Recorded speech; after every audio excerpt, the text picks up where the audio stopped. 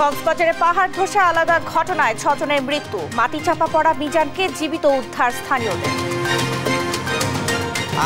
ভাই মিজান এবার মত ভাই ইতারা আর ঠানিয়ে উদ্ধার করছি বাকি 3 জনের ভারে ভিতর তাগি মেডি নিচে তাগি। নির্বাচন কমিশনের নিয়োগ আইন পরিবর্তন করাই মূল লক্ষ্য বলছেন কমিশন প্রধান। মতামতের আলোকে সংস্কার প্রস্তাব। দুদিনের সফরে কাল দিল্লি হয়ে ঢাকা আসছেন ডোনাল্ড লু। গুরুত্ব পাবে দ্বিপাক্ষিক অর্থনৈতিক সহযোগিতা। আশুলিয়ায় ছাত্র পোড়ানোর ঘটনায় ইন্সপেক্টর আরাফাত গ্রেফতার। রাজধানীর আফতাবনগর থেকে গ্রেফতার করে র্যাব। সাবেক মন্ত্রী ফরহাদ হোসেনের ত্রাসের রাজত্ব, স্ত্রীকে নিয়ে গড়েছেন হাজার কোটি টাকা। অনলাইন জুয়ার অভিযোগ।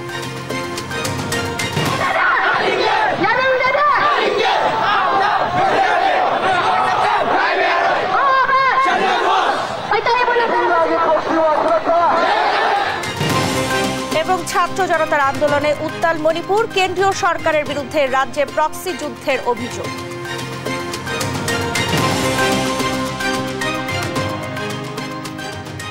দেখছিলেন শিরোনাম সংবাদ দুপুরে, সঙ্গে আছে আমি শারমিন ন্যান্সি।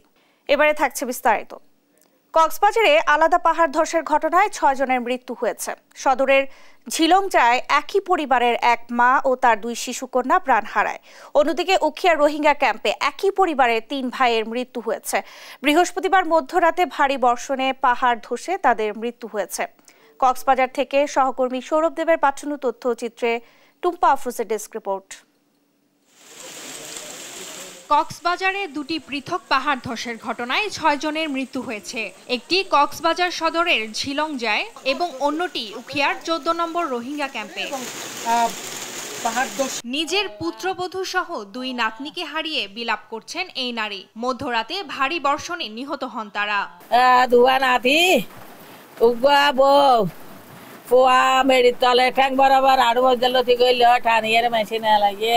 নিহতরা হলেন দক্ষিণ ডিককুলের মিজানুর রহমানের স্ত্রী আখিমণি ও তার 2 শিশুকন্যা মিহা জান্নাত নাইমা ও লতিফা ইসলাম। স্থানীয়রা জানান, বৃহস্পতিবার বিকেল থেকে শুরু হওয়া টানা বৃষ্টিতে রাত 3টার দিকে মিজানের বাড়ির উপর পাহাড় ধসে পড়ে। বিকট শব্দ শুনতে পেয়ে স্থানীয়রা সেখানে গিয়ে দেখেন মিজানের পরিবার মাটি চাপা পড়েছে। তাৎক্ষণিকভাবে মিজানকে জীবিত উদ্ধার করা গেলেও তার স্ত্রী ও 2 শিশু মেয়ের মরদেহ উদ্ধার করা হয়। আমরা একটা আওয়াজ শুনতে পাই, তখন আমরা ঘুমন্ত ছিলাম। এলাকার মানুষ যখন চেঁচামেচি করে তখন আমরা ছুটে আসি। মিজানের ওয়াইফ এবং ওর 2টা বাচ্চা নিয়ে ওরা মাটির নিচে চাপা পড়ছিল। আর ভাই মিজান এবার মত ভাই ইতারা আর ঠানিয়ে উদ্ধার করছি বাকি 3 জনের ভারে ভিতর তাগি মেডি নিচে তাগি। এদিকে শুক্রবার সকালে উখিয়ার 14 নম্বর হাকিমপাড়া রোহিঙ্গা ক্যাম্পে পাহাড় ধসে 3টি ঘর বিধ্বস্ত হয়েছে। এতে একই পরিবারের 3 জন নিহত হয়েছেন। নিহতরা হলেন 14 নম্বর রোহিঙ্গা ক্যাম্পের 2 ব্লকের কবির আহমেদের ছেলে আব্দুর রহিম, আব্দুল হাফেজ ও আব্দুল ওয়াহেদ।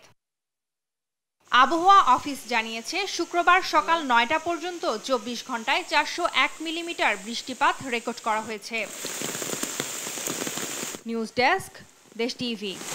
নির্বাচন কমিশনের নিয়োগ আইন পরিবর্তন করাই দেশের নির্বাচন ব্যবস্থার সংস্কারের অন্যতম লক্ষ্য। সেই সঙ্গে সবার মতামতের আলোকে নির্বাচন কমিশন সংস্কারের প্রস্তাব করা হবে বলে জানিয়েছেন নতুন কমিশনের ডক্টর বদিউল আলম মজুমদার।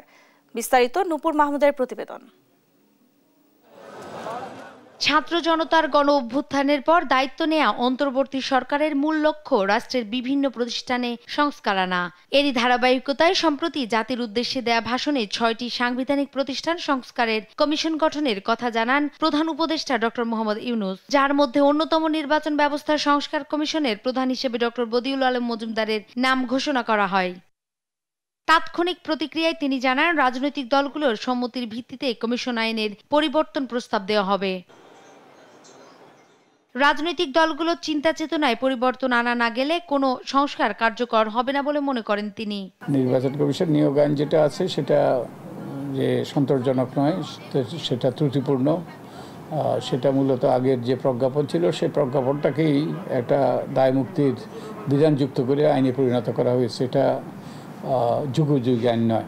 কমিশনের নিয়োগ যদি সঠিক না হয়ে থাকে, যে ব্যাপারে আমাদের সন্দেহ আছে, সেই জিনিসগুলো উল্লেখ করা দরকার আমাদের রাজনৈতিক দলগুলো। তিনি বলেন, চলমান আইনে যাকে খুশি তাকে নিয়োগ দিতে পারে সরকার। হলফনামার বিধান ও রাজনৈতিক দলের মনোনয়ন দেওয়ার বিভিন্ন বিষয়ে দেশের নির্বাচন ব্যবস্থার সংস্কার প্রয়োজন। হলফনামাটা যাচাই বাছাই করা দরকার, নির্বাচনী ব্যয় যাচাই বাছাই করা দরকার, এগুলো নিশ্চিত করা দরকার। নারীদের জন্য হলফনামার বিধান নাই, এটা আইনে অন্তর্ভুক্ত করা দরকার। হলফনামার বিধান আছে কিন্তু বিরুদ্ধ হলফনামা দেওয়ার বিধান নাই, এগুলো অন্তর্ভুক্ত করা দরকার। তো এর মাধ্যমে আমাদের নির্বাচনী ব্যবস্থাটা কার্যকর হওয়ার পথ সুগম হবে। গেল 5 আগস্ট স্বৈরাচার সরকার হাসিনা পতন হলে নির্বাচন কমিশন কর্মকর্তাদের পদত্যাগের দাবি ওঠে। দাবি মেনে 5 সেপ্টেম্বর পদত্যাগ করেন সিসি সহ অন্যান্য কমিশনাররা। নূপুর মাহমুদ, দেশ টিভি, ঢাকা। দুদিনের সফরে কাল ঢাকা আসছেন যুক্তরাষ্ট্রের দক্ষিণ ও মধ্য এশিয়া বিষয়ক সহকারী পররাষ্ট্রমন্ত্রী ডোনাল্ড লু। তিনি সরাসরি ঢাকা আসছেন না, দিল্লি হয়ে বাংলাদেশে আসবেন। সঙ্গে থাকবে যুক্তরাষ্ট্রের উচ্চ পর্যায়ের প্রতিনিধি দল। জানা যায়, এ সফরে ঢাকার সঙ্গে সম্পর্ক জোরদারে গুরুত্ব দেবে ওয়াশিংটন। তারা চাচ্ছে সব বাধা পেরিয়ে বাংলাদেশ যেন ঘুরে দাঁড়ায়। সংকট উত্তরণে কি করা যায়, এ নিয়ে আলোচনা হবে দুপক্ষের। হতে পারে দীর্ঘমেয়াদী চুক্তি। গেল 5 আগস্ট ঢাকার আশুলিয়ায় হত্যার পর মৃতদেহ আগুনে পুড়িয়ে দেওয়ার ঘটনায় ইন্সপেক্টর আরাফাতকে গ্রেফতার করেছে র্যাব। বৃহস্পতিবার রাতে রাজধানী আফতাবনগর থেকে আরাফাতকে গ্রেফতার করা হয়েছে বলে নিশ্চিত করেছে র্যাব। ভাইরাল হওয়া একটি ভিডিওতে দেখা যায়, দুজন পুলিশ সদস্যের একজন হাত ও একজন পা ধরে ভ্যানে একটি লাশ নিক্ষেপ করছেন। এর আগেই ভ্যানে লাশের স্তূপ করে কাপড় দিয়ে ঢেকে দেন তারা। সর্বশেষ লাশটি তুলে একটি ব্যানার দিয়ে ঢেকে দেওয়া হয়। শেষে পুলিশ সদস্যের উপস্থিতি দেখা মেলে। নির্যাতন, টেন্ডারবাজি ও অনলাইন জুয়ার গডফাদার সাবেক জনপ্রশাসন মন্ত্রী ফরহাদ হোসেন স্ত্রী মোনালিসাকে নিয়ে মেহেরপুরে গড়েছেন ত্রাসের রাজত্ব। কলেজ শিক্ষক থেকে আওয়ামী লীগের প্রভাবশালী এই মন্ত্রী রাতারাতি হয়েছেন আঙুল ফুলে কলা গাছ। আর তার স্ত্রী মোনালিসা স্বামীর প্রভাবে নির্বিঘ্নে চালিয়েছে অনলাইন জুয়ার সাম্রাজ্য। মিলেমিশে কামিয়েছেন হাজার কোটি টাকা। বিস্তারিত নাহিদ হাসান তিতাসের রিপোর্টার। 2014 সালে মেহেরপুর 1 আসনে স্বৈরাচার শেখ হাসিনা সরকারের এমপি নির্বাচিত হন কলেজ শিক্ষক ফরহাদ হোসেন। এরপর হন জনপ্রশাসন মন্ত্রণালয়ের প্রতিমন্ত্রী, পরে হন পূর্ণাঙ্গ মন্ত্রী। তখন থেকে তাকে আর পেছনে তাকাতে হয়নি। প্রভাবশালী মন্ত্রী হয় ফরহাদ হোসেন একচ্ছত্র নিয়ন্ত্রক হয়ে ওঠে মেহেরপুর জেলা। গড়ে তোলেন ত্রাসের রাজত্ব। উন্নয়ন কাজের টাকা আত্মসাৎ, টেন্ডারবাজি, জবরদখল, নিয়োগ ও বদলি বাণিজ্য সহ জড়িয়ে যায় নানা অপকর্মে। প্রতিপক্ষ দমনের নামে প্রশাসনকে ব্যবহার করে সাধারণ মানুষের উপর চালিয়েছেন অমানবিক নির্যাতন। 10 বছরে অবৈধভাবে ফরহাদ হোসেন হয়েছেন হাজার কোটি টাকার মালিক। তারা একক আধিপত্য বিস্তারে সারা মেহেরপুরের টাকা তারা তাদের পরিবারের লোকরা লুণ্ঠন করেছে। যতগুলো চাকরি হয়েছে সরকারি চাকরি, সব চাকরি কিন্তু টাকার বিনিময়ে 20 লাখ 20 লাখ 25 লাখ টাকা বিনিময়ে চাকরি হয়েছে। এবং সেই চাকরি টাকাগুলা ফরহাদ সাহেবের ওয়াইফ মোনালিসা এগুলো ডিল করতো। কলেজ শিক্ষক ফরহাদ হোসেন স্বৈরাচার শেখ হাসিনা সরকারের মন্ত্রী হওয়ার পর তার স্ত্রী মোনালিসা ও ছোট ভাই মৃদুল পেয়ে যায় আলাদিনের চেরাগ। রাতারাতি ফুলে ফেপে হয়ে যায় তাল গাছ। ভাইয়ের প্রভাবে ছোট ভাই মৃদুল একচ্ছত্রভাবে নিয়ন্ত্রণে নেয় সরকারি দপ্তরগুলোকে। গড়ে তুলেন টেন্ডারবাজি সহ চাঁদাবাজির একচ্ছত্র আধিপত্য। আর ফরহাদের স্ত্রী মোনালিসা মেহেরপুরে গড়ে তোলেন অনলাইন জুয়ার সাম্রাজ্য। আমি জনপ্রশাসন মন্ত্রীর ছোট ভাই সৈয়দ সরফরাজ মৃদুলের সাথে যৌথভাবে ঠিকাদারি বিজনেস শুরু করি। 2021 সালে সেপারেট হয়ে যায় এবং আমার প্রাপ্য টাকার দাবির এক পরিপ্রেক্ষিতে একটা সালিশ মাধ্যমে আমাকে 1,80,00,000 টাকার সে একটা চেক দেয়। চেকটা ব্যাংকে জমা দিই এবং চেকটা ডিজনার হয়। 5 তারিখের আগ পর্যন্ত পুলিশ আমাকে সারা দিন রাত আমাকে নির্যাতন করতো। আমার বাড়ির লোকজন, আমার ওয়াইফকেও বিভিন্নভাবে হুমকি ধুমকি দেওয়া হতো। আজকে আমাদের মেহেরপুরের ইয়ং জেনারেশন পুরো ধ্বংসের মূল কারিগর হলো আমার দুদুল সাহেবের স্ত্রী। হ্যাঁ, এখানে কোটি কোটি টাকার ওই ক্যাসিনো ব্যবসার উনি, এটা সাধারণ জনগণ সবাই এটা অবগত। গত 5 আগস্ট ছাত্র জনতার গণ আন্দোলনে স্বৈরাচার শেখ হাসিনা সরকার পতনের পর আত্মগোপনে চলে যায় সাবেক মন্ত্রী ফরহাদ হোসেন ও তার পরিবার। নাহিদ হাসান তিতাস, দেশ টিভি।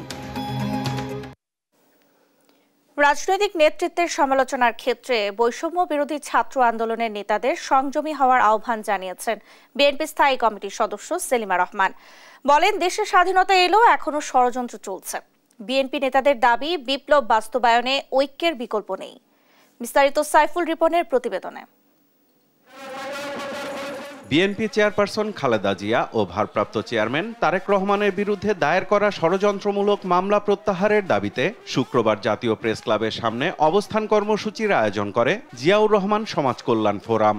এখনো পর্যন্ত তা প্রত্যাহার করা হয়নি। বিএনপি চেয়ারপারসনের উপদেষ্টা জয়নুল আবদিন ফারুক বলেন, জনগণের সরকার প্রতিষ্ঠা হলে পালিয়ে থাকা আওয়ামী লীগ নেতাদের বিচার নিশ্চিত করা হবে। আপনার পিতা এক মিনিটে গণতন্ত্র হত্যা করেছে, আপনি 16 বছর ধরে বাংলাদেশের মানুষকে হত্যার ষড়যন্ত্র করেছেন, সেই জন্য আপনার বিচার হওয়া উচিত। বিএনপির ভারপ্রাপ্ত চেয়ারম্যান তারেক রহমানের পক্ষ থেকে বৈষম্য বিরোধী ছাত্র আন্দোলনে নিহত পরিবারের সদস্যদের মাঝে আর্থিক সহায়তা প্রদান ও আলোচনা সভার আরেক আয়োজনে জাতীয় ঐক্য যাতে বিনষ্ট না হয় সে বিষয়ে সজাগ থাকতে সবার প্রতি আহ্বান জানান বিএনপি চেয়ারপারসনের উপদেষ্টা আব্দুস সালাম। ঐক্য ছাড়া কোনো বিকল্প নাই। 5ই আগস্টের আগে 10 দিনের আপনাদের মিডিয়াগুলো ঘেটে দেখেন, সেই সময় 10 দিন মামলার তালিকাগুলো খুঁজে দেখেন, কাদের নামে মামলা হয়েছে, কারা সেই সময় শিকার হয়েছেন, এবং আমাদের বিএনপির কত নেতা কর্মীকে সেই সময় শাহাদাত বরণ করতে হয়েছে। বিএনপির স্থায়ী কমিটির সদস্য সেলিমা রহমানের অভিযোগ, পতিত স্বৈরাচার সরকারের প্রধান ভারতে বসে অপপ্রচার চালাচ্ছে। ভারত আমাদের সঙ্গে বিভিন্নভাবে এখন চক্রান্ত ষড়যন্ত্র করছে, যেখানে আমরা ঋণে জর্জরিত, সেখানে আমাদের সবাইকে ঐক্যবদ্ধ থাকতে হবে। আমরা যদি বিভেদ নিই, আমরা যদি মনে করি না আমি ও থাকলে আমি ক্ষমতায় আসতে পারবো না, কিংবা ও থাকলে আমি আসতে পারবো না, এসব চিন্তাধারা বাদ দিতে হবে। দেশের ভবিষ্যতের জন্য বৈষম্য বিরোধী ছাত্র আন্দোলনের নেতাকর্মীদের আরো সংঘবদ্ধ থাকার আহ্বানও জানান তিনি। আমরা যা বলি তারেক রহমান তাই বলেন। কি ভয়ানক কথা! আজকে যদি আপনারা ঐক্যবদ্ধ না থাকতে পারেন, তাহলে আপনারা এই কথা কি করে বলেন? আমরা তো আপনাদেরকে অসম্মান করছি না, আপনারা আমাদের নবীন প্রজন্ম, আপনারাই তো দেশটাকে গড়ে তুলবেন, আপনারা বুকে রক্ত দিয়েছেন, কিন্তু আমরা তো আপনাদের পিছে থেকে আপনাদেরকে সহায়তা করেছি। আমরা বলেছিলাম, এখনো যেমন আমরা সহায়তা করছি আমাদের বর্তমান অন্তর্বর্তী সরকারের। বিএনপির নামে যাদের বিরুদ্ধে চাঁদাবাজির অভিযোগ উঠছে তারা বিএনপির কেউ নয় দাবি করে পরিচয় নিশ্চিত না হয়ে বিএনপিতে নতুন করে কেউ যাতে যোগ দিতে না পারে সে বিষয়ে দলের নেতাকর্মীদের সজাগ থাকার আহ্বানও জানান সেলিমা রহমান।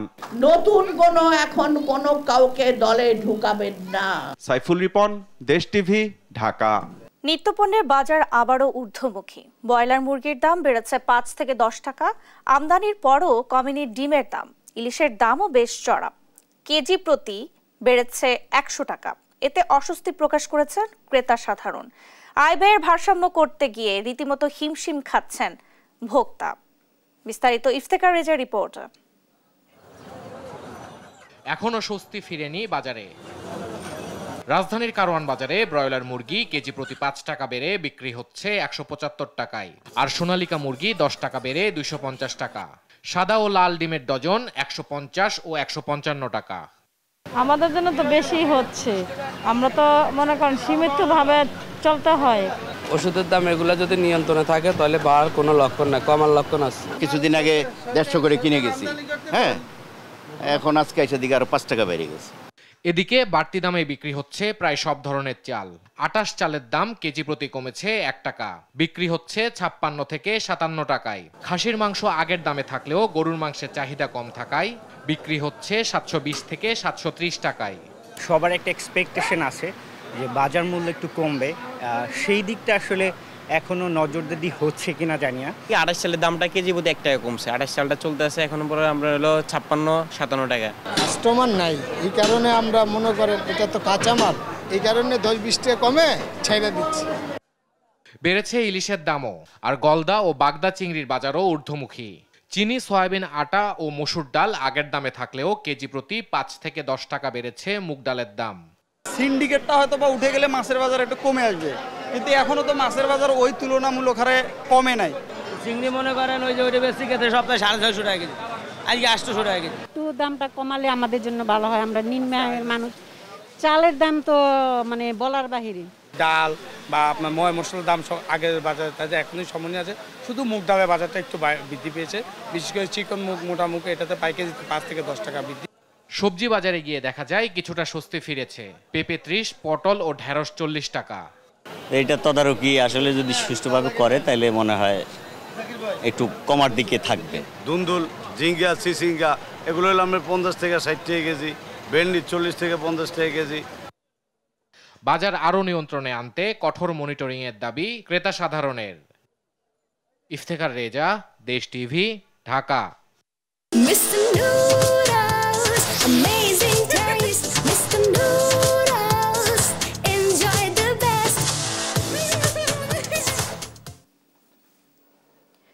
কোটা আন্দোলনের শুরুর দিকে পাহাড়ি জেলা রাঙ্গামাটিতে আন্দোলনের আজ তেমন একটা না থাকলেও সময় যতই গড়িয়েছে আন্দোলনের উত্তাপ তত বেড়েছে।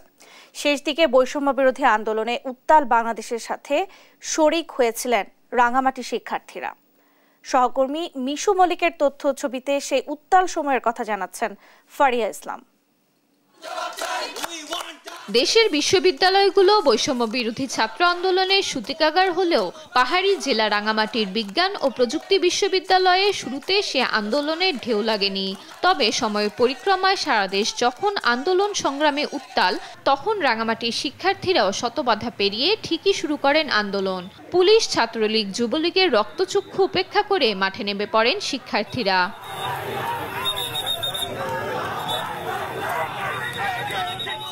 শুধু বিশ্ববিদ্যালয় ক্যাম্পাসই নয়, শহরের অন্যান্য এলাকাও ছড়িয়ে পড়ে শিক্ষার্থীদের আন্দোলন। ছাত্রলীগের নেতাকর্মীদের হাতে লাঞ্ছিত হন আন্দোলনকারী শিক্ষার্থীরা। ছাত্রলীগের আগ্রাসী ভূমিকার কারণে আন্দোলনকারীদের রাজপথে নামতে বেগ পেতে হয়। পুলিশ এবং অন্যান্য যে রাজনৈতিক দল আছে তারা আমাদেরকে বিভিন্নভাবে বাধা দেওয়ার চেষ্টা করে এবং আসাম বস্তি থেকে আমাদের অনেক যারা প্রতিবাদ সভায় আসতেছিল তাদেরকে ওখান থেকে ফেরত পাঠিয়ে দেয়। এক পর্যায়ে আমরা যারা এখানে ছিলাম 30 থেকে 35 জন, তারা আমরা সফলভাবে এই প্রোগ্রামটা করতে পারি আর কি। এবং এটা আসলে জানি না ন্যাশনালি আমাদের কতটুকু ইমপ্যাক্ট করেছে, কিন্তু আমাদের জায়গা থেকে আমরা এই প্রতিবাদ ন্যায়ের পক্ষে থাকাটা আমাদের এখান থেকে ক্লিয়ার করেছি। আমরা এখানে চেয়েছিলাম যে এর পরবর্তীতে কেন্দ্রের সাথে আমরা সমন্বয় করে এখানে পরবর্তী কর্মসূচিগুলো ঘোষণা দেব, কিন্তু এটা করার পরে এখানকার যে পাহাড়ের পরিস্থিতিতে আমরা সেটা করে উঠতে পারি নাই। আমাদের বিভিন্ন চাপ, বিভিন্ন প্রতিকূলতা, বিশ্ববিদ্যালয় প্রশাসন থেকে শুরু করে বাইরের পুলিশ প্রশাসন থেকে শুরু করে একটি নির্দিষ্ট রাজনৈতিক দল, তাদের একটা চাপ ছিল। অবশেষে ছাত্রদের আন্দোলন যখন সার্থক হলো, তখন দেশের অন্যান্য এলাকার মতো এই পাহাড়ি জনপদের রাজপথ মুখর হয়ে ওঠে মিছিলে মিছিলে। নতুনদের হাত ধরে দুর্নীতিমুক্ত, সুখী, সমৃদ্ধ দেশ হিসেবে বাংলাদেশ গড়ে উঠবে, এমনটাই প্রত্যাশা শিক্ষার্থীদের। বিজয় উল্লাস সবার মতো করে আমরাও করেছি। একটা স্বৈরাচারের পতন হয়েছে, তো সেই বিজয় সারা বাংলাদেশে যেভাবে উদযাপিত হয়েছে, আমাদের আবির্ভাবী শিক্ষার্থীরাও সাধারণ শিক্ষার্থী হিসেবে সেভাবে উদযাপন করেছে। বৈষম্য বিরোধী ছাত্র আন্দোলনে আমরা অন্যায়ের বিরুদ্ধে ছিলাম, সে অন্যায়ের বিরুদ্ধে থাকার কারণে আমরা প্রতিবাদটা করেছিলাম। ভবিষ্যতেও যদি ওরকম কিছু হয় যে অন্যায়ের বিরুদ্ধে আমাদের প্রতিবাদ করা লাগে বা ন্যায়সঙ্গত কিছুতে আমাদের যোগদান করা লাগে, অবশ্যই আমরা করব। শিক্ষার্থী জনতার এই বিপ্লব যাতে বেহাত না হয় সে বিষয়ে সতর্ক থাকার আহ্বান পার্বত্য নাগরিক সমাজের। কোটা আন্দোলনের মধ্য দিয়ে যে বিজয় ছাত্র সমাজ ছিনিয়ে এনেছেন, কিছু স্বপ্ন তৈরি হয়েছে, কিছু আকাঙ্ক্ষা তাদেরকে ঘিরে সারা জাতি মধ্যে সঞ্চারিত হয়েছে, সেটি যদি ধরে রাখতে হয় তাহলে কিছু ম্যাসিভ পরিবর্তন আনতে হবে। কিছু মৌলিক জায়গায়, যে জায়গাগুলোতে মানুষ দীর্ঘদিন বঞ্চিত ছিল, যেমন ভোটাধিকারের জায়গা, মত প্রকাশের জায়গা, বিচার বিভাগ, আইন শৃঙ্খলা পরিস্থিতি এবং চাপমুক্ত প্রশাসন, এই জায়গাগুলো যদি নিশ্চিত করতে পারে ছাত্র সমাজ, তাহলে দেশ উপকৃত হবে। নতুনদের হাত ধরে ক্ষুধা, শোষণ, বৈষম্য ও দুর্নীতিমুক্ত সমাজ গড়ে উঠবে, এমনটাই প্রত্যাশা সাধারণ মানুষের। নিউজ ডেস্ক, দেশ টিভি।